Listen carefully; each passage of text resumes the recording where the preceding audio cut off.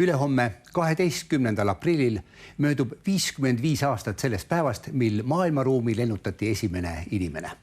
Juri Gagarinist, Smolenski oblastis sündinud maapoisist, ei teadnud maailmas tol hetkel keegi mitte midagi. Gagarini lend kestis 108 minutit.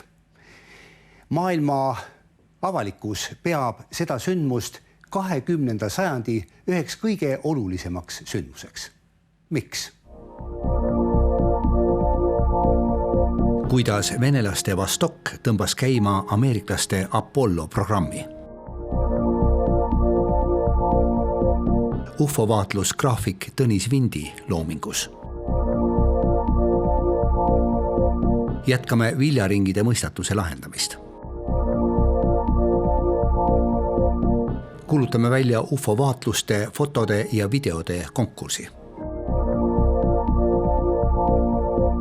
Võib tunduda väga üllatav, kuid tegelikult nii see on. Juri Gagarini lend kosmosesse käivitas ameeriklaste Apollo programmi. Igor Volke, missuguste tõendite põhjal me võime seda kinnitada? No tähendab, seal on mitmed ajaloolased, kosmonautika uurijad on seda rõhutanud ja paljud isegi kaasaja filosoofid, sest et tuleb teada, et teisest maailmasõjast välja tulnud suurriigid olid võidujooksus hegemoonia eest ja Nõukogude pool tegi tänu Koroljovi ja tema meeskonnale, kelle hulgas oli ka Arvid Pallo, et jõuliseid pingutusi. Sputnik 1 oli esimene trauma, mis tekitati jänkidele ja loomulikult esimene inimene 12. aprill 61 orbiidil kosmoses, et seda ajaloos enam muuta ei saa. Nii et lühikest kasvu Vene Nõukogude tol ajal sõjaväelendur Juri Gagarin tegi selle sammu ära, kirjutas ennast igaveseks inimkonna ajalukku ja jänkidel muidugi see tekitas tohutu trauma. Peale seda minu tuttavad, kes on Ameerikas sel ajal Ühendriikides elanud, teavad rääkida, kuidas tohutu laviinina Ameerikas hariduse osatähtsus tõusis, noored rabasid iga hinna eest, et pääseda kõrgkoolidesse, et teha kuidagi tagasi. Vaja oli midagi venelastele vastu panna ja selleks sai olla ainult inimene kuu peal ja nad tegid seda. Ma usun, et meie rahvas peaks pühenduma eesmärgile maandada inimene kuul ja tuua ta turvaliselt maale tagasi veel enne selle 10. lõppu. Jah, tõepoolest, see on väga huvitav, mismoodi reageeris Ameerika Ühendriikide tollane president John Kennedy, kuidas reageeris Ameerika valitsus ja kui me vaatame nüüd kirjeldusi sellest ajast, siis me näeme, et John Kennedy ei tundnud enne Juri Gagarini kosmoselendu kosmose kui niisuguse suure ja mastaapse teema vastu erilist huvi. Kuid see fakt, et Juri Gagarin tegi tiiru ümber maakera, muutis asja kardinaalselt ja mõne päeva jooksul isegi tehti väga tõsiseid nõupidamisi ning lõpptulemusena kusagil maikuuses 1961 oli juba selge pilt, et võetakse kurss lennuks kuule ja nähti ette kolossaalne eelarve Apollo programmi täitmiseks. Nii et see loogika ilmselt on niisugune, et juhul kui venelased ei oleks 12. aprillil 1961 kuule või orbiidile, maalähedasele orbiidile lennanud, siis kosmose tehnika ja kosmoselendude areng oleks kulgenud edasi oluliselt aeglasemas tempos, aga see käivitas niisuguse tohutu jõulise ja kiire arengu ja selle arengu mootoriks sai siis ameeriklaste Apollo programm. Just nimelt, sellepärast, et siin on üks väga telgi taha jäänud motiiv. Kõikide suurriikide ladvik on kummalisel moel seotud esoteerika huviga. et Ameerika Ühendriikides oli tuntud tol ajal väga arvestatav persoon, oli Edgar Cayce, keda nimetati magavaks prohvetiks. Ja Cayce'i ennustusi jälgiti tohutu tähelepanuga, eriti luure ja vastavates niisugustes ladvikutes ja ringkondades, sest et paljud tema ennustused olid täide läinud ja üks nendest sisaldas ideed, et esimene inimene kuu peal on venelane. Ja seda nüüd hilisemad Kanada paljud autorid ja kõrvaltvaatajad, see ei mahtunud jänkidele hinge ja loomulikult forsseeriti. Rahas ei olnud enam küsimusi, numbreid ei tundnud, neid korrutati nii palju kui vaja. Et tohutud investeeringud, tohutu vaimne hasart, au taastamine, see oli see motiiv. Ja loomulikult siis võikski öelda, et venelased jooksid edukalt nii-öelda soendusbändina käima kogu selle Ameerika kuuvarduse projekti, sest Saturn 5 ei ole ju midagi muud kui ballistiline Werner von Brauni poolt konstrueeritud tuumapeade kandja. Sinna pandi pärast inimene sest projekte tehti aeglaselt rahulikult enne, aga siis anti muidugi tuli takka. Ja muidugi ja õli valas tulle ka august 1961, kui orbiidile läks German Titov, teine inimene Nõukogude Liidust ja tegi üle 10 tiiru ümber maakera. Ja venelastel oli ju niiviisi, et esimene inimene siis kestvuslend juba, siis oli kaksiklend, siis oli naine orbiidile, et venelased näitasid, et nad on kosmosevallas tegijad. Ja sellele oli vaja kuidagi vastata ja sellele ka vastati, siis juulis 1969 lennutati esimesed inimesed kuu peale. Ma siin kasutan võimalust viidata ju ka sellele, et on selged signaalid ikkagi maavälise mõistuse juuresolekul ka nende projektide ja nende protsesside juures, sest et mida siin maa peal siis ikka nii taimeuuringu ja keskkonna seire seisukohast, et seda on ju tehtud väga pikal perioodil, et loomulikult kosmoselennud ja kuulennud olid saadetud nende objektide poolt.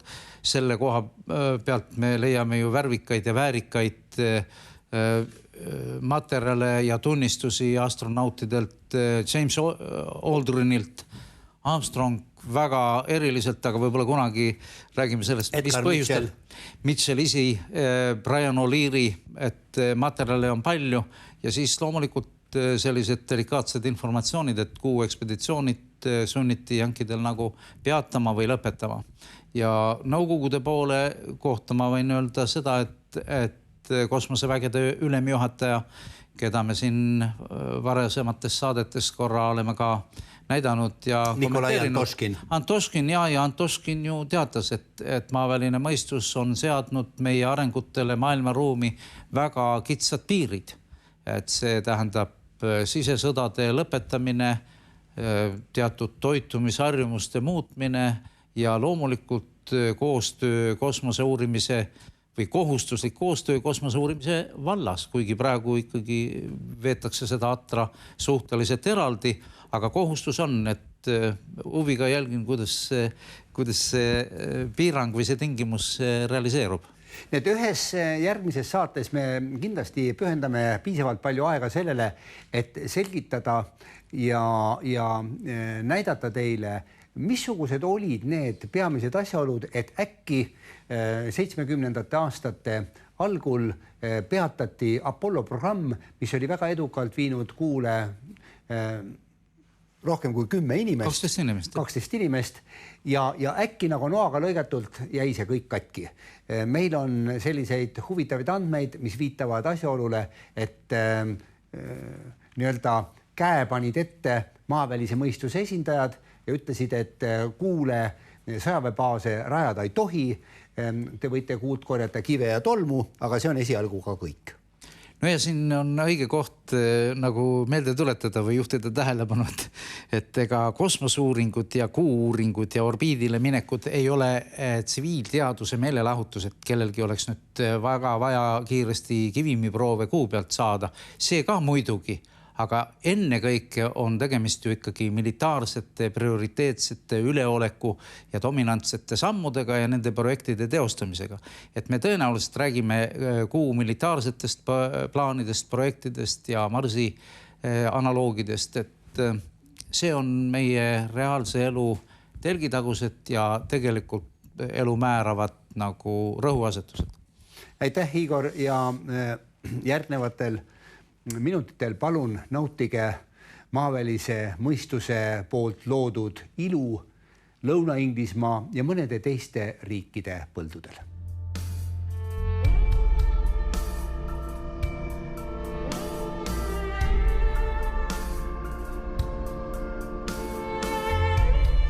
Jätkame saadet UFO-vaatlusega, mis pärineb aastast 1984. Tundmatuid lendavaid objekte jälgiti kõigepealt lennukist, mis liikus marsruudil Tbilisi, Minsk, Tallinn. Tallinnasse koos selle lennukiga liikunud UFO-sid nägid paljud. Teiste seas ka graafik Tõnis Vint. UFO, see meile tundmatu lennuvahend, tuli siis koos Eesti Aerofloti lennukiga Minski lähistelt Eesti suunas kaasa. Nad ei olnud pidevalt, kuid nad jäid Minski lähikonda, siis mõne aja pärast liitusid jälle meie kursiga, et vaatlused olid episooditi, aga finaal, kui meie omad tulid maanduma, siis objekt lahkus Eesti õhuruumist siis põhja suunas. Nii et seda sama objekti nägid siis Tõnis Vint ja keegi veel juba Eestis Tallinnas olles. Mul vahepeal oli kasutada või ütleme niiviisi, et mul oli peaaegu 30 inimese vaatlused, sellepärast et öösel kell 4 põhjarannikul selge tähine taevas, nagu me Tõnis Vindi piltidelt võime täheldada, ere valguskoonus, kontsentrilised ringid all, rohekas smaragdne ovaalne objekt selles süsteemis ja taldrikukujuline väga intensiivne allikas üleval. Ja selle allika intensiivsus oli selline, et Tõnis kirjeldas, et seda oli raske vaadata, sest et eredus hakkas nagu silmadele. Paradoks oli seal juures nii, et tegemist oli ka tegelikult ju seal samas elava fotograafiga ja kunstnikega. Fototehnika oli kõik laua peal, inimestel oli teatud nagu paralüüs või blackout. Fotosi ei õnnestunud teha, Tõnis tegi ainult väga asjalikud joonised. Ja Tõnis on siia peale kirjutanud ka 7.9.1984, nii et tõepoolest see vaatlus toimus 7. septembril 1984 ja Tõnis on siis teinud niisuguse graafilise pildi mustvalges tehnikas ja tõepoolest ma ei usu, et see on Tõnis Vindi tolle öö unenägu või mingisugune nägemus. Ju see on ikkagi olnud midagi, mis oli taevas või ütleme linna kohal vaadeldav ja tema kui väga-väga suure tähelepanuvõimega inimene ja inimene, kes oskab oma muljeid või midagi, mida ta on näinud, väga täpselt paberil panna. See on võib-olla veel täpsem tõend, kui foto võiks ollagi. Ta originaal või täpsustus, siin on mul laiatarbe toode. Tõnise esialgne versioon on natukene suurem ja väga täpselt on järgmisel ööl fikseeritud samal kellaajal tähtede asend. Et on tegemist tegelikult omapärase dokumendiga, selle objekti liikumine ja kõrgused ja paigutumine taeva sfääril on selgelt jälgitav teadaolevate tähtkujude järgi. Et Tõnis tegi väga väärt dokumendi. Nüüd, kas see oli Tõnise visioon või kellegi, ma mainisin, et oli üle 30 inimese, on Viitna kandi rahvas, eriti kes olid Tallinnast väljas, kus valgussaaste on vähem, siis sealt kandist ja paljudelt inimestelt laekus erinevas vormis nende vaatluse andmeid. Selle asja teeb põnevaks see, et kuna see nähtus koosneb äärmiselt erinevatest detailidest, siis osa need detaile või vaatlusobjekte liikusid kaasa, liikusid meie õhuruumis, osa liikusid aga märksa kaugemas ruumis. Nii et ametlik selgitus asjale või nii-öelda pingete mahavõtmine toimus sellega, et oli tegemist kirdesuunalise vaatlusega, kuhu jääb siis või jäi tol ajal Plesetski raketodroom, et on tegemist kaugvaatlusega. Aga see oli ka rahustav seletus, sellepärast et kohtudes siis nagu länduritega ja vaatlejatega jäi asjast hoopis teine mulje. Hiljem, aastat 5 hiljem õnnestus mul kohtuda Petro Savotski võid olla Petroskoi ufoloogidega, kes siis Plesetskist said materjale nii-öelda raketodroomilt, siis taolised objektid seirasid nende tegevust samal ööl ja järgnevatel öödel juba siis Plesetskis. Kui me tuleme nüüd Tõnis Vindi graafikas kajastunud ufode tundmatute lendavate objektide juurde, siis milliseid näiteid me võiksime tuua? Ma peatuks, kui ma peaksin nagu valima, kas nagu ufode või tundmatute lendavate objektide vahel või tundmatute objektide vahel, ma nagu valiks võib-olla seda teist, sellepärast, et kui me vaatame tema teoseid, siis ufo motiiv, lendava taldriku motiiv, kummalise olendi motiiv on üks paljudest sümbolitest, mida kunstnik kasutab oma isikupärase maailma teostamiseks või näitamiseks. Me näeme siin kujutisi, inimkujutisi, mida me võime väga tinglikult nimetada tulnukad, need võib olla täpselt samuti ka haldjad või teistsugused nagu kõrgemad olendid. Et selles mõttes Tõnis Vindi ufo-käsitlus, kui sellest võib rääkida, see on üks aspektidest, mis on teda kogu aeg huvitanud, kuid mis tegelikult kultuuriloos või kultuuri mõtte ajaloos on saanud väga erinevaid nimetusi. See on sakraalne ruum religioosses kontseptsioonis või see on 4. dimensioon kui selline matemaatiline või teaduslik hüpotees. No siin vähemalt ühel graafilisel lehel on ilmselgelt näha üks väga tüüpilise kujuga ufo või lendav taldrik, nagu me eesti keeles ütleme. Ja no siin on midagi, keda võiks pidada humanoidiks või midagi taolist. Jah, et siin on tõesti näha sellised kummalisi olendid, et ühe poisil on siin näeme sellist sarve taolist kehaosa ja ka naisel on mitu rinde, et nad ei sarnane, nad on selles mõttes erinevad inimanatoomiast. Just. Ja see on väga omapärane tõesti, seda detaili kohe ei märganudki. Siin kõrval oleval graafilisel lehel on ka midagi raketisarnast peal ja niisugused kerad, mis võiksid sümboliseerida valguskerasid, mida aeg-ajalt siin meie pea kohal taevas nähakse. Jah, just. Kui selle teose nimi on Siiriuse kirjad ja see võib tõesti viidata kunstniku mõtisklusele, millised sõnumid me võiksime saada kaugetelt tsivilisatsioonidelt, siis selle teose pealkiri on Rahutöö ja tõesti siin me näeme sümboleid, mis võib-olla laiemalt viitavad teisele reaalsusele või kõigelemale reaalsusele. Ümmargused kerakujulised motiivid on tähtsad Tõnis Vindi loomingus, mis on omakorda mõjutatud Carl Gustav Jungi psühhoanalüüsi teooriast, kes on käsitlenud ufo ilminguid tegelikult laiema nähtusena, mis on olnud inimkultuurile igiomane ja on saanud väga erinevaid nimetusi, alates jumalikest ilmutustest, eks ole, 2 päikest, kui on päike ja kuu samaaegselt taevas, kui ka siis lendav taldrik ja ümmarguse või ringikujuline motiiv kui inimese terviklikkuse sümbol on väga tähtis ka Tõnis Vindi jaoks, kes näeb kunstiga tegelemist või kujutiste vaatamist kui ühte viisi võib-olla enese avastamiseks või inimese enese täiustamiseks. Eelmises saates tegime kokkuvõtte ja andsime ülevaate nendest sõnumitest, mida oleme siit maakeralt viimaste aastakümnete jooksul saatnud maavälistele tsivilisatsioonidele. Ühele neist oleme saanud ka vastuse. Vastus ilmus sellele sõnumile, mis saadeti välja 1974. aastal Puerto Ricost Arecibo raadioteleskoobiga. See vastus ilmus Lõuna-Inglismaa viljapõllule augustis 2001. Tähelepanuväärne on seejuures asjaolu, et vastus Arecibo sõnumile ja maavälise aruka olendi portree ilmusid Jill Boltonis asuva raadioteleskoobi vahetusse lähedusse.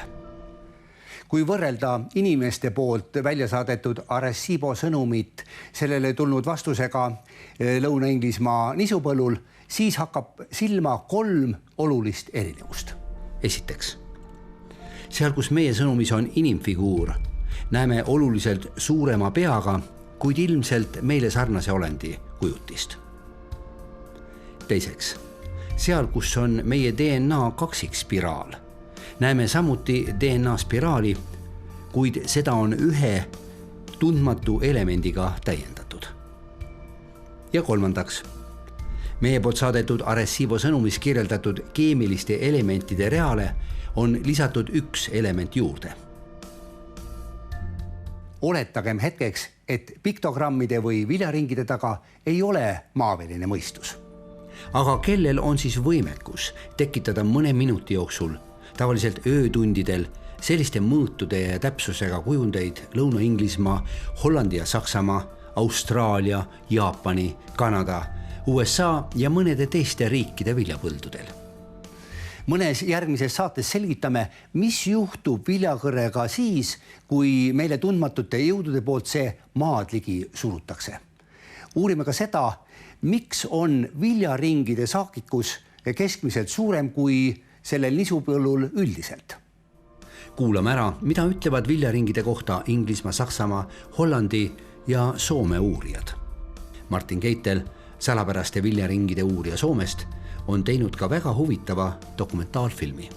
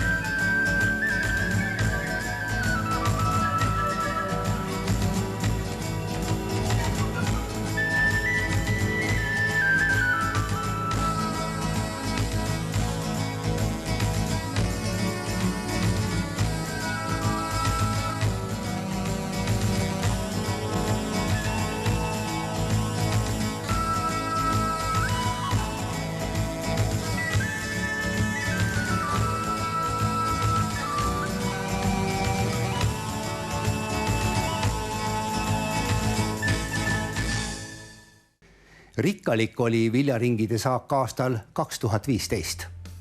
Ajakirja Nexus andmetel koostati mullu piktogrammide tekkimise kohta erinevates riikides 43 raportit. Lisaks neile tekkis viljaringe loomulikult ka Inglismaa põldudel ja seda 38 korral. Niisiis ühtekokku üle 80 viljaringi või piktogrammi aastal 2015 ülemaailmses ulatuses. Varsti saame näha, missuguseks kujuneb piktogrammide geograafia, disain ja arvukus aastal 2016. Me tahame nüüd teile, lugupeetud televaatajad, meelde tuletada, et me oleme liikunud suure kiire hooga konkursi poole, mille sisuks on siis see, et me palume teil saata meie saatesarjale UFO-vaatuste kirjeldusi, niisuguste mitmesuguste huvitavate nähtuste fotosid, liikuvate objektide videosid võib-olla. Erinevaid salvestusi, mida me oleme korduvalt oma saadetes ka näidanud ja me kuulutamegi välja siis täna niisuguse konkursi ja võite pöörduda nii Igor Volke kui ka minu meiliaadresside kaudu meie saatesarja poole. Võite kasutada Tallinna Televisiooni postiaadressi ja muid tänapäevaseid vahendeid ning kusagil võib-olla sügise poole teeme siis laekunud töödest kokkuvõtte ja kindlasti küsime ka teie arvamust, missugune või missugused tööd võiksid olla kõige põnevamad. Ja loomulikult järgnevate saadete käigus me neid laekunud materjali ka tutvustame. Igor Volke neid kommenteerib ja lähitulevikus me anname ka teada, kes on need inimesed, kes siis hakkavad neid töid hindama või omapoolseid kommentaare lisama. Igor, sul on täna kaasas ka mõned niisugused vaatlejate poolt tehtud joonistused või skeemid. Nii et kui teil ei ole ka õnnestunud teha fotot või videot, siis võite ka panna selle, mida te olete näinud või mida te olete vaadelnud paberile joonistuse või niisuguse pildina. Ja loodussündmuse või nähtuse ülestähendus ükskõik missugusel tehnilisel moel ainult toetab seda lugu. Et võib-olla nii palju ka lisaks, et ega me kahekesi ainult ei töötle seda materjali, sest tegemist on tõenäoliselt dokumentaalmaterjaliga, kui ei ole just fabritseering. Ja seda ilmselt hindavad ka meie kolleegid erialainimesed, nii et põnevust saab olema. Jooksvalt tutvustame põnevaid juhtumeid, aga koondi tippidest ja täppidest teeme tõenäoliselt siis sügisel. Jah, kusagil kuu või paar enne aastavahetust ja sellega me tänase saate ka lõpetame, nii et kohe jõuavad teie ette ekraanidele meiliaadressid, mille vahendusel saate Igori ja minuga igal ajal suhelda. Ja kokkuvõttes siis täname teid väga kuulamast, vaatamast ning kohtumiseni meie saatesarja stuudios ja muude materjaliga seoses juba 2 nädala pärast.